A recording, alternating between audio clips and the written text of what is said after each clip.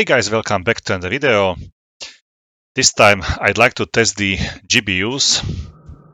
As you might be aware, there is a discussion in the comment section, quite a lot about it, how to use properly the GBUs in the Allied Force. To be honest, I'm not very familiar with them. If I can, I'm not using them, but I'd like to. Honestly, I'd like to. I see them very effective against point targets, so I don't see a point why not to use them. If I use them properly, it should be like okay for me. So first of all, I'm sitting in F-16D in a training mission. This is the GBU training mission, so I'm in the air already. So you can see I'm carrying, I don't know the numbers of these GBUs, there are like 2 bigger ones and 4 smaller. I'm gonna start with the smaller ones, so let's first master arm, laser arm. Let's switch to the core GBU 12, okay, that's it. First what I'm gonna do is to set up the spacing to 0. This is probably a must. So let's start with this. And now let's switch to the TGP. Steer point 4 is selected, and my first drop will be from 10,000 feet. Like I'm currently in this altitude, so I'm gonna try to drop this bomb from the 10,000 feet just to see how the GBU performs. Such altitude is quite low. I see it like a disadvantage for the GBU to properly use their like control surfaces and aim properly at the proper target. But let's try this. I'm gonna find some small target like this radar tower, for example. That's a good example of a small target. Let's climb a little bit more. I mean 9.6, 9.7. So let's be exactly in 10,000. I still can't lock the radar tower, or whatever it looks like. Radar tower, okay. Okay, 10,000, slightly up. Let's be exactly at that 10,000, or maybe slight deviation from this altitude. I'm gonna center my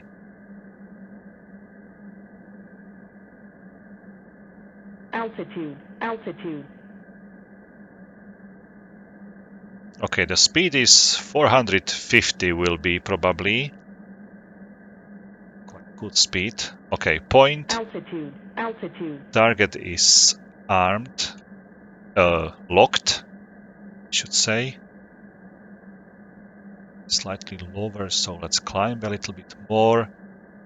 I'm trying to align these lines as much as possible. Let's climb a little bit, still kinda lower.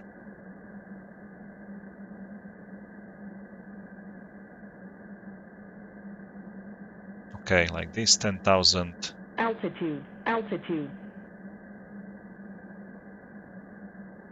Speed 480. Very, very fast. Okay, released. Let's see the trajectory of the GBU. Seems like very accurate this time. So maybe if you are lasing from high altitudes, the bomb is unable to see the lasing point just because of the some atmospheric, I don't know, interferences. It's a water tower, okay, it's not radar tower. Okay, certain hit, like very precisely, which is a good sign. Like the first trial and already a hit. I'm gonna climb now into the 15,000 feet and going to repeat this once again. So let's try the same from the higher altitude. Maybe I'm gonna fly to steer point 3. It's not necessary. I'm gonna fly anywhere. Then basically turn back and try to drop this GBUs or Paveways onto the same target until it is destroyed. especially in the Balkan theater, Balkan campaign, there is a lot of underground factories where you should be really precise, and you are unable to destroy them with like some normal stupid iron bombs like the Mark 82, Mark 83, Mark 84. You simply need to use the GBUs. So maybe this spacing or this dispersion, like I zeroed at the beginning of this video, is the proper way how to do it. We'll see. We'll see how the altitude affects the accuracy of these bombs. Okay, maybe I can turn back already. 15,000 feet achieved. I'm slightly slower, but still turning, so this will be like, I don't know, maybe 430 when dropping this GBU.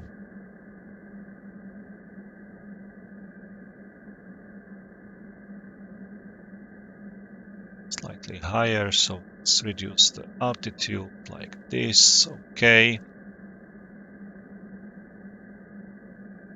Okay, target locked already. Oh, is it just a quick view?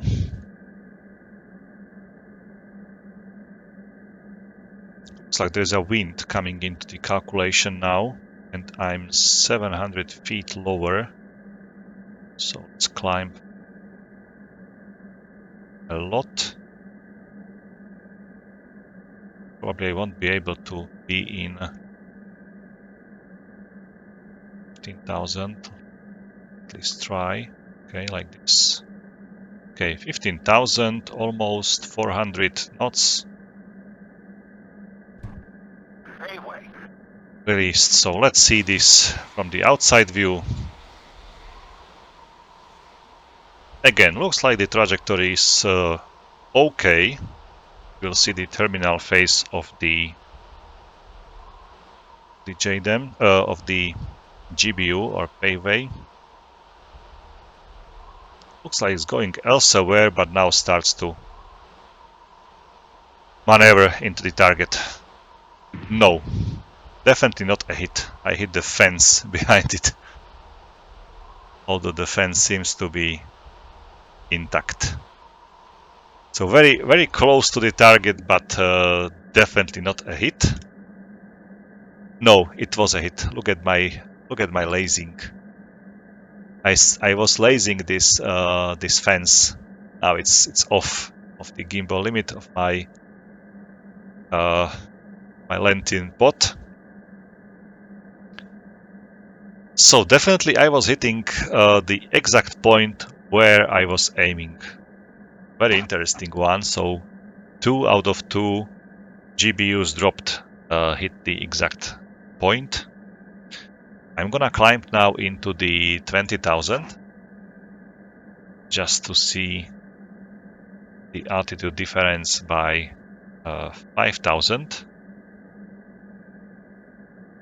So let's climb a little bit. I'm gonna try to hit that water tower again.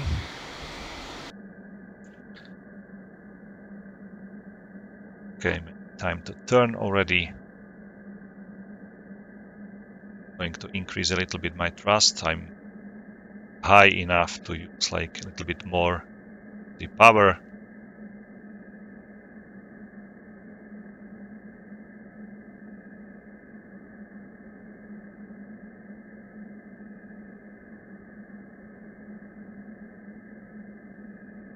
Hopefully I won't be lasing the fence again. Wasn't zooming, that was my fault that I wasn't zooming like to the proper target. Okay.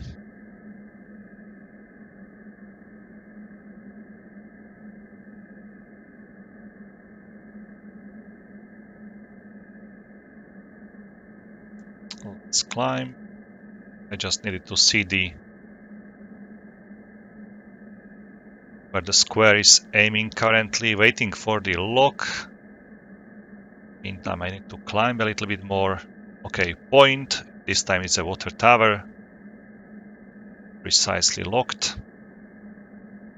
19 point. Okay. Almost 20,000. This.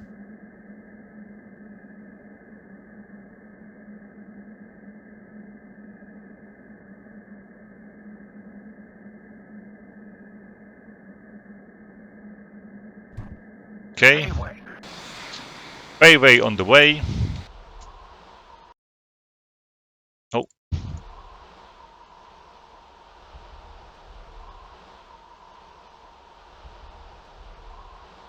Gonna just make a nice thumbnail.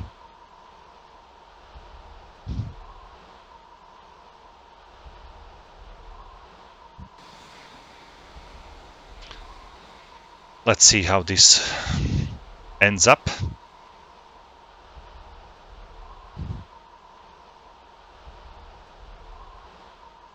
This is the Wonsan airfield, by the way. The North Korean territory. Looks like it's going right. It's going right into the blazing point. Perfect. Perfect hit, and the tower is finished, so I need to find some other target. But there is a lot of targets of opportunity. For my next target, I'm gonna climb a little bit more into the 25,000.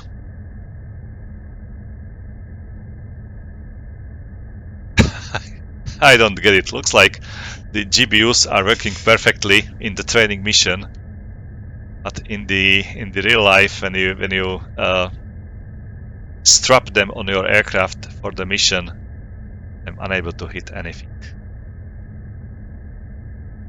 In the real world, the difference between the lasing point and the impact point should be something like 2.5 meters or something like that. Very accurate bombs. So definitely would expect something like this also here. Okay, 25,000 feet, almost achieved.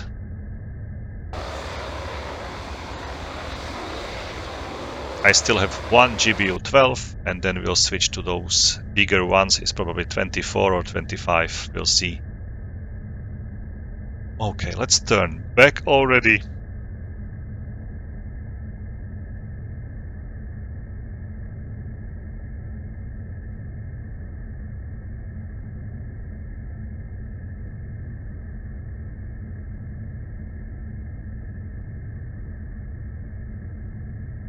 Okay, I'm looking for some target on ground. I don't know what it is, but let's try it.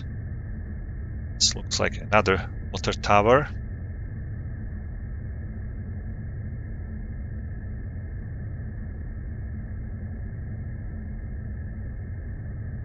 See, 5,000 feet. I'm slightly lower, but that's okay.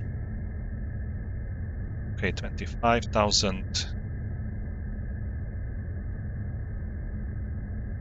Slightly higher, but as soon as I pull, the Paveway is not released. Just because the flight path marker is moving away from the Paveway release moment. Okay, I've locked something, some water tower here at the base. I can see it already on ground. And seems like this Paveway is going way more to the left. Maybe I should have aimed it like properly. I'm gonna repeat this release from 25,000 feet, definitely. This wasn't a good measure. Okay, so let's use the time compression now. I'm a little bit further from the target. Okay, like this. Let's now turn back.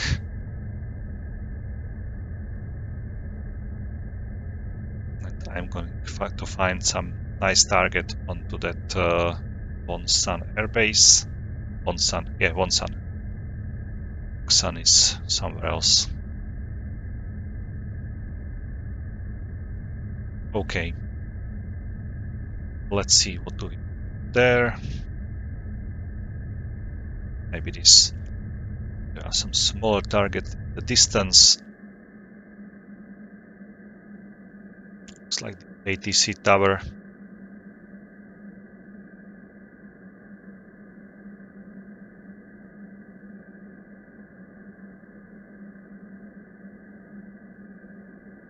Okay, I'm lower than I should be.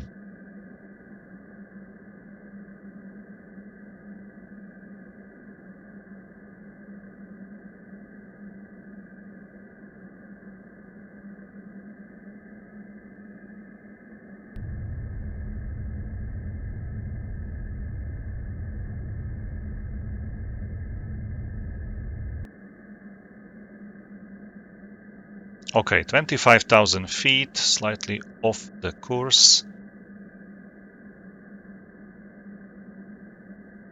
I never know whether this straight line should go through the flight path marker when my aircraft is heading, or should cross the gun cross where my nose is heading.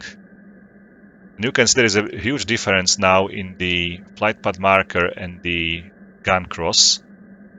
Okay, point. I'm gonna put it into the nose like the gun marker. Gun cross. 25,000 feet, almost perfect.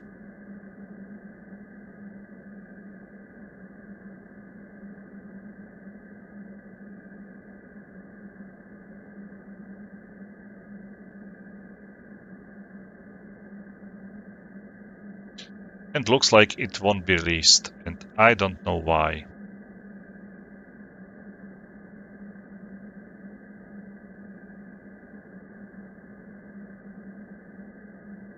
Because of what? Because I switched to the next weapon.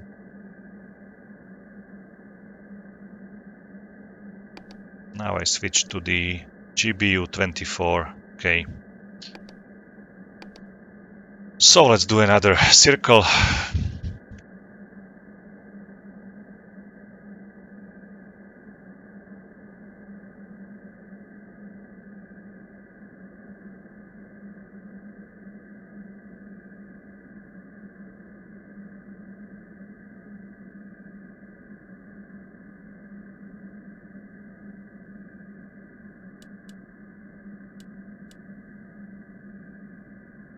Okay.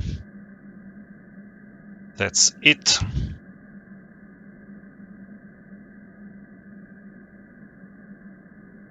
Wait, when this is happening, you are trying to lock something and it goes off. Okay. Climb a lot.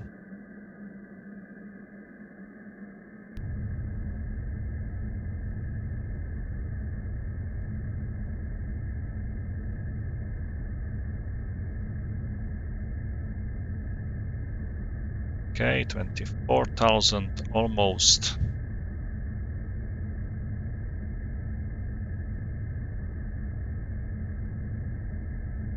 And especially in the Balkan theater, there is a lot of clouds during the missions.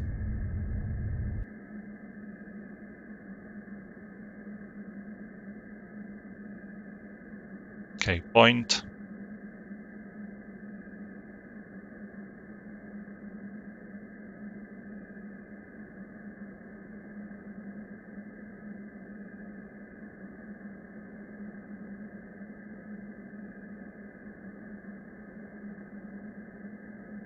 $25,000. Okay, the altitude will be perfect now.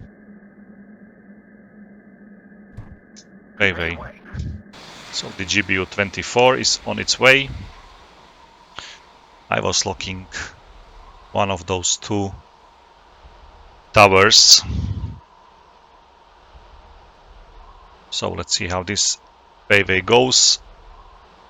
I release it very much to the left, so definitely the straight line should be crossing your your flight path marker, not the gun cross. So as you can see, this Paveway has like zero chance to fly to the proper target, but at least I will hit this hangar almost. Or not the hangar as a house. Okay. So definitely need to go for the flight path marker, and the line should cross the flight path marker. I'm gonna repeat this release from 25,000 feet. There is no reason for you to fly in 30,000 when you are using some payways. Your aircraft is simply very heavy for that. So definitely 25 is all what you need. You are out of the range of the AAA and still not in 30,000. So in case there is some system, you are way faster when trying to reduce your altitude than descending from 30,000 feet. So definitely not necessary to be that high. So let's fly again into the 25,000 feet. I'm gonna align this straight line with my flight path marker this time, not with the gun cross. So we'll see whether this will be more successful than before. Okay, 55.5, still quite far from the target.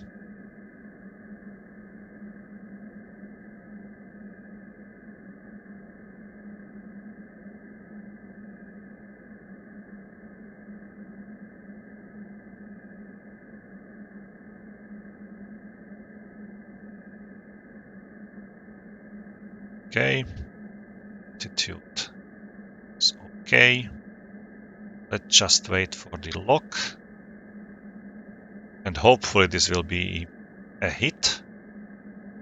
If not, definitely I'm gonna drop my payways from 20,000 feet. But in that situation, you will be under the fire of the AAA, which usually is in the target area. So,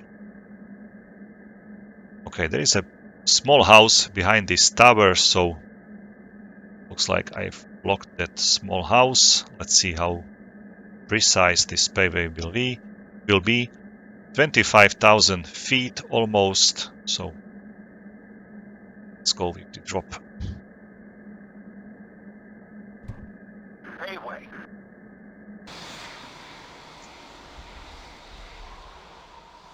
I'm not sure. It's again going somewhere to the left. So seems like lower altitudes are definitely working better for the Paveways. On the other side, this Paveway might be able to